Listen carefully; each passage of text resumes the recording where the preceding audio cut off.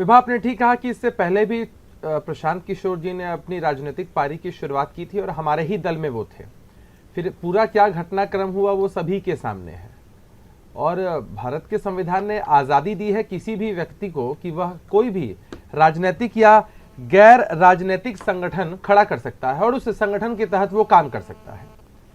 तो यह अधिकार तो हर किसी को मिला हुआ है, आपको मिला है, मुझको मिला है, हर कोई जानता है इस चीज को।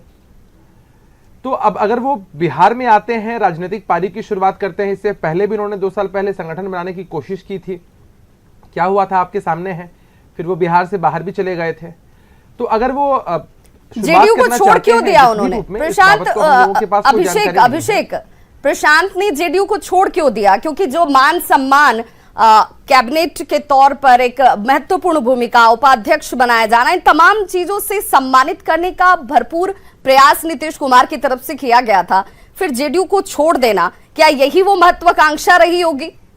विभा, जेडीयू में वो आए, इतना मान सम्मान मिला, पार्टी के उपाध्यक्ष बने और उसके बाद भी हमारे नेता नीतीश कुमार जी की तरफ से मान सम्मान मिलना या पार्टी के नेताओं कार्यकर्ताओं की तरफ से उन्होंने काम भी किया।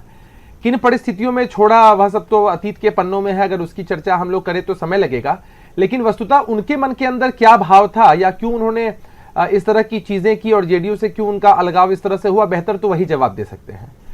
लेकिन आपने अभी चर्चा की कि भाई प्रशांत किशोर जी आ रहे हैं, वो हम लोगों के लिए एक चुनौती के रूप में है कि नहीं है। देखिए, नीतीश कुमार जी का चेहरा पूरे बिहार में एक्सेप्टेबल है। बिहार की राजनीति का इतिहास गवाह है कि जब भी जिस भी गठबंधन का वो नेतृत्व करते हैं, जनता आशीर्वाद उसी गठबंधन को देती है। तो यहां तो विकल्प की बात ही नहीं है। जनता के पास और जनता अपने लिए सिर्फ एक विकल्प को चुनती है, वो है नीतीश कुमार जी का चेहरा। तो जब जनता नीतीश कुमार जी का चेहरा चुनती है और प्रशांत किशोर जी ठीक है, अच्छा है, बढ़िया है, कोई भी आकर अपना भाग्य आजमा सकता है, किसी की भी महत्वाकांक्षा हो सकती है राजनीतिक रूप से, तो वो आ सकते हैं, अपनी चीजों को देख समझ सकते हैं। लेकिन हमें नहीं लगता कि नीतीश कुमार जी के चेहरे के सामने कोई भी राजनीतिक दल या कोई भी गठबंधन बिहार में कभी भी टिकने वाला है।